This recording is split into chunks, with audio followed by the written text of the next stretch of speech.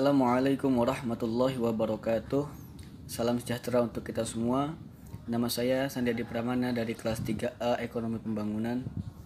Pada kesempatan kali ini di mata kuliah Ekonomi Sumber Daya Manusia, saya di kelompok 2 akan menjelaskan, mempresentasikan tentang Omnibus Law.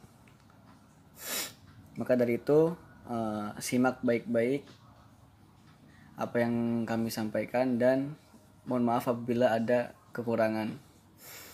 Kita akan masuk pada pengertian Omnibus Law. Check it out. Nah, ini dia teman-teman.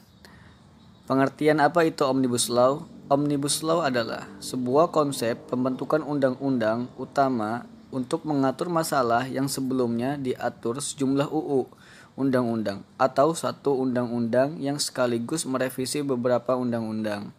Apa itu Omnibus Law Cipta Kerja? Omnibus Law Cipta Kerja adalah konsep Omnibus Law yang banyak berkaitan dengan bidang kerja di sektor ekonomi. Secara keseluruhan, ada 11 klaster yang menjadi pembahasan dalam Omnibus Law RUU Cipta Kerja, yaitu: pertama, penyederhanaan perizinan tanah. Kedua, persyaratan investasi. Ketiga, ketenagakerjaan. 4, kemudahan dan perlindungan UMKM. 5, kemudahan berusaha. 6, dukungan riset dan inovasi. 7, administrasi pemerintahan. 8, pengenaan sanksi. 9, pengendalian lahan. 10, kemudahan proyek pemerintah. 11, kawasan ekonomi khusus. Nah, itu dia tadi pembahasan dalam Omnibus Law RUU Cipta Kerja. Nah, disitulah masih banyak sekali keuntungan dan kelebihan yang terdapat dalam 11 klaster yang menjadi pembahasan. Nah, itu dia teman-teman. Tadi itu kita tahu tentang apa itu Omnibus Law, apa itu Omnibus Law Cipta Kerja. Nah, untuk yang selanjutnya kita akan melihat bagaimana dampak bagi buruh terhadap adanya UU Cipta Kerja ataupun Omnibus Law ini. Maka inilah tayangannya dan penjelasannya. Nah, ini dia slide selanjutnya, dampak bagi buruh. Yang pertama, kontrak tanpa batas pasal 59 Undang-Undang Cipta Kerja menghapus aturan mengenai jangka waktu perjanjian kerja waktu tertentu atau pekerja kontrak. Ketentuan baru ini berpotensi memberikan kekuasaan dan keluasaan bagi penguasa untuk mempertahankan status pekerja kontrak tanpa batas. Nah, yang dimaksudkan itu udah tidak ada lagi kerja tetap ataupun yang menetap, sehingga semuanya itu adalah sistem kontrak, yaitu ada masuk dan ada pemutusan jika sistem kontraknya itu sudah habis. Dan kedua, hari libur dipangkas pasal 79. Hak pekerja mendapatkan hari libur 2 hari dalam seminggu dipangkas menjadi 1 hari dalam seminggu. Selain itu, pasal 79 juga menghapus kewajiban perusahaan memberikan istirahat panjang 2 bulan bagi pekerja yang telat bekerja selama 6 tahun berturut-turut. Ketiga, aturan soal pengupahan diganti pasal 88. Beberapa kebijakan terkait pengupahan yang dihilangkan melalui UU Cipta Kerja antara lain upah karena menjalankan hak waktu istirahat kerjanya, upah untuk pembayaran pesangon, serta upah untuk perhitungan pajak penghasilan. Keempat, sanksi tidak dibayar upah dihapus. Pasal 90 dan 91, pasal 90 terdapat aturan larangan membayarkan besaran upah di bawah ketentuan pasal 91.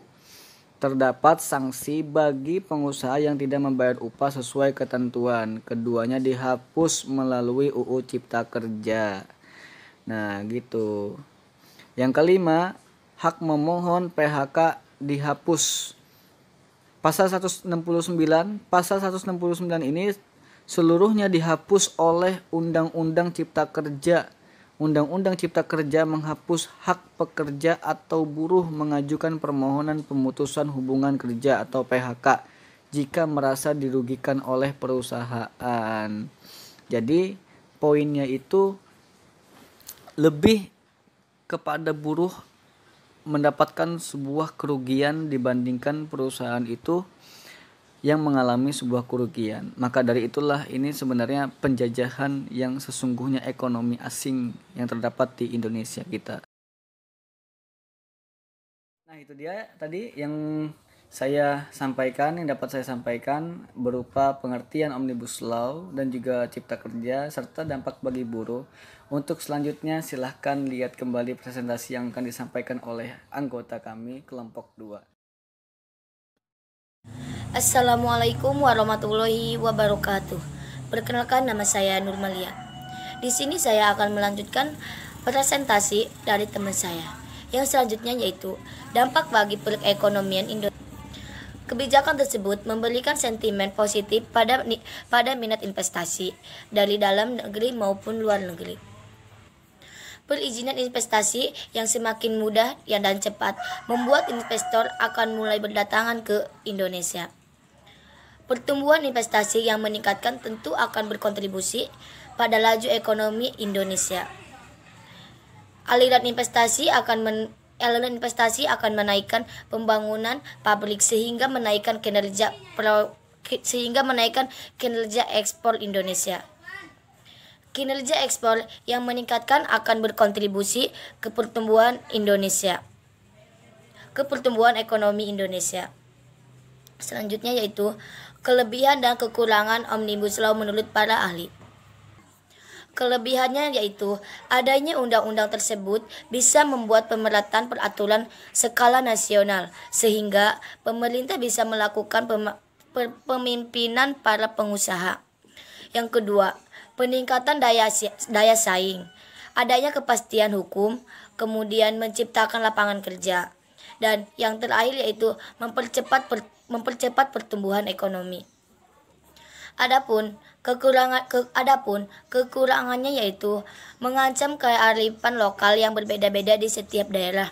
Yang kedua, hak-hak buruh dikurangi, dan yang ketiga, saat kondisi krisis, pengusaha cenderung tidak mau rugi dan yang dirugikan adalah buruh. Mungkin hanya ini yang bisa saya sampaikan, kurang dan lebihnya mohon maaf. Wassalamualaikum warahmatullahi wabarakatuh. Assalamualaikum warahmatullahi wabarakatuh. Saya Rizky Hanifah Prastuti. Saya akan melanjutkan presentasi dari teman-teman saya. Selanjutnya adalah alasan para buruh berdemo menolak Omnibus Law. Dari banyak pasal yang dinilai bermasalah, terdapat 3 diantaranya mengancam kehidupan para pekerja jika peraturan itu diberlakukan. Pertama adalah tidak adanya batas waktu dan jenis pekerjaan dalam sistem kontrak yang menyebabkan para pekerja dapat dikontrak seumur hidup tanpa ada kewajiban mengangkat sebagai pegawai tetap. Kedua, status kontrak itu akan berimplikasi pada hilangnya jaminan sosial dan kesejahteraan, seperti tunjangan hari raya, pensiun, dan kesehatan. Ketiga, dihapusnya upah minimum sektoral dan adanya persyaratan dalam penerapan upah minimum kabupaten atau kota, serta diwajibkannya penerapan upah minimum provinsi yang dinilainya lebih rendah. Sekian presentasi dari saya. Wassalamualaikum warahmatullahi wabarakatuh.